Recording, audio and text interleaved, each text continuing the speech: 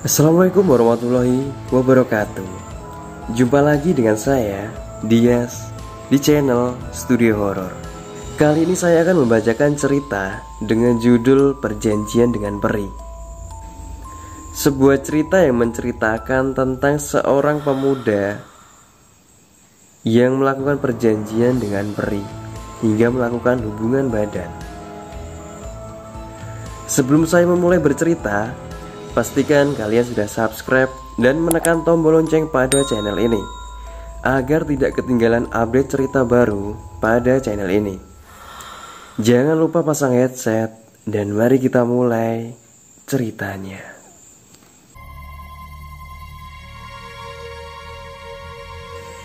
Jatuh cintanya manusia biasanya terjadi antara manusia dengan manusia. Hanya jenisnya saja yang berbeda, laki-laki dan perempuan. Dan itu biasanya berkaitan dengan nafsu birahi. Tetapi juga sering terjadi hubungan cinta antara manusia dengan lembut. Sebenarnya dalam keadaan biasa pun tidak mungkin manusia itu berhubungan cinta dengan lembut. Namun dari kisah ini yang dialami oleh sebut saja Joni, yang merupakan pegawai koperasi, yang tugasnya adalah melakukan penagihan terhadap nasabah.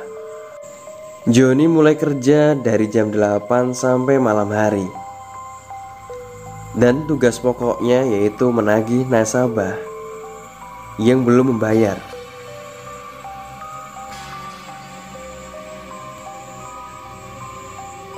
Pada suatu hari, Joni tengah pulang dengan perasaan sedih.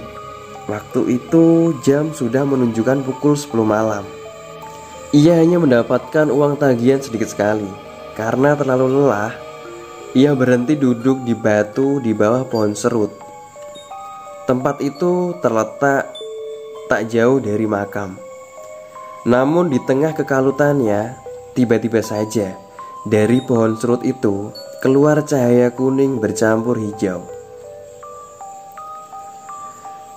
Sesudah cahaya itu menghilang, Joni mendengar suara sayup-sayup dari pucuk pohon serut itu. "Mas, kenapa sedih? Kalau ada kesulitan, saya siap membantu." Joni menjawab, "Banyak sekali kesulitan yang kualami." Setelah Joni menengok, rupanya kini di sebelahnya terdapat seorang wanita yang parasnya sangat cantik.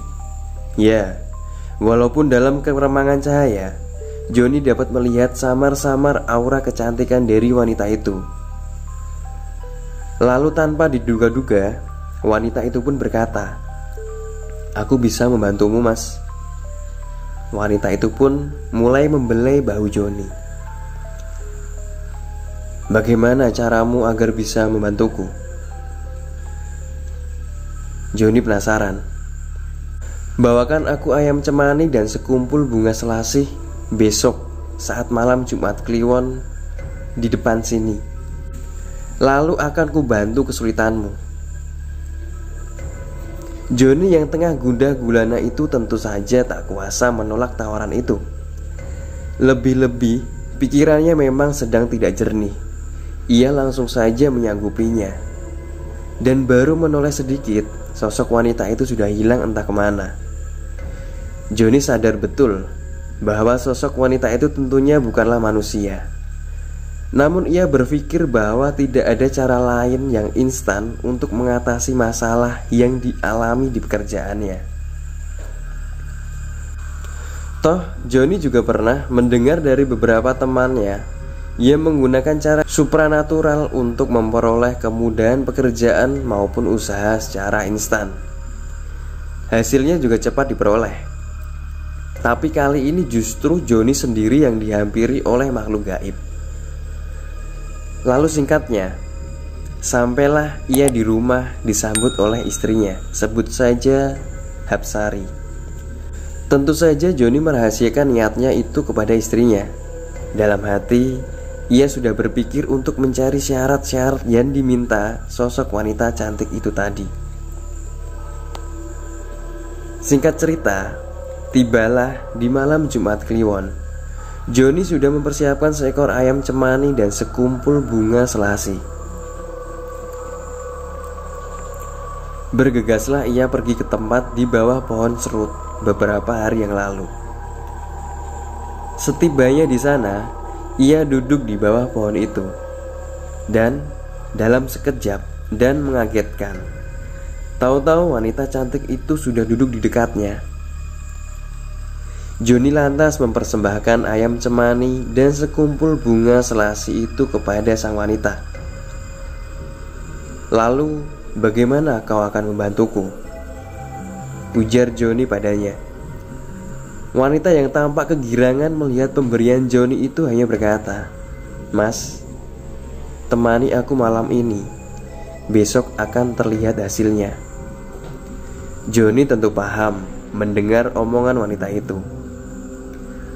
Wanita itu lalu menggigit leher ayam cemani itu, menghisap darahnya, dan makan bunga selasi sampai habis tak terbekas. Sesudah makan dan minum, gairah seks wanita itu tampak menyala-nyala. Demikian juga Joni yang entah mengapa tiba-tiba gairahnya juga membara. Ia merasa bagaikan habis menelan obat kuat. Lalu bagi Joni, keadaan sekitar serasa berubah. Ia merasa tidak sedang berada di bawah pohon serut, tetapi seperti berada di kamar yang sangat bagus. Dan di malam yang sepi itu, terjadilah bercocok tanam antara dua makhluk yang berbeda alam. Dan terjadi lebih dari 3 ronde dalam semalam. Hingga setelah terdengar ayam jantan berkokok, kedua insan itu saling berciuman dan berpisah. Setelah wanita itu menghilang, keadaan jadi gelap dan Joni kembali berada di bawah pohon serut. Kemudian ia pulang ke rumahnya. Pagi harinya ia mulai bekerja dari kantor koperasi ke rumah-rumah nasabah. Betapa beruntungnya, semua nasabah membayar dengan senang. Joni pun mendapat kenaikan gaji dan bonus dari kinerjanya. Karena gajinya semakin besar, ia bisa membeli motor yang baru. Dan setiap malam Jumat Kliwon, sebulan sekali, ia pasti bermesraan dengan wanita cantik itu.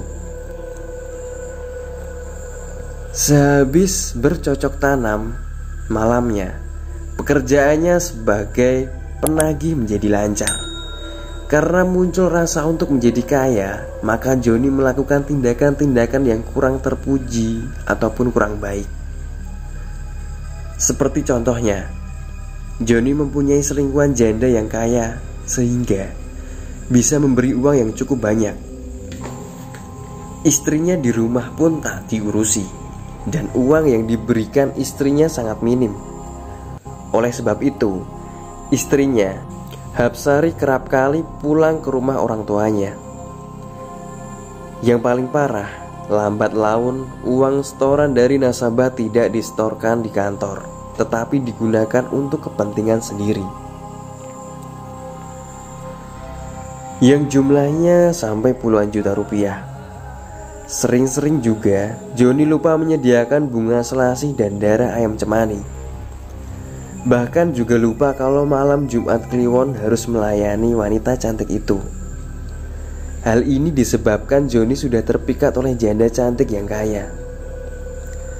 Namun, dari tindakan Joni itu menyebabkan wanita makhluk halus yang Joni cintai itu marah. Pada malam Jumat Kliwon selanjutnya, Joni datang ke tempat di bawah pohon serut yang kali ini dia tidak lupa. Ia membawa syarat-syarat yang sudah dibawanya. Kemudian ia duduk di bawah pohon serut. Bunga selasi dan darah ayam diletakkan di tanah. Seperti biasanya, Joni tiba-tiba merasa di tempat yang bagus. Dan wanita cantik makhluk halus itu datang. Tetapi anehnya kali ini,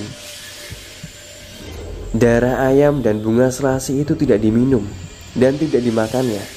Wanita itu mendadak memeluk Joni dan terjadilah pergumulan. bercocok tanam, bercocok tanam.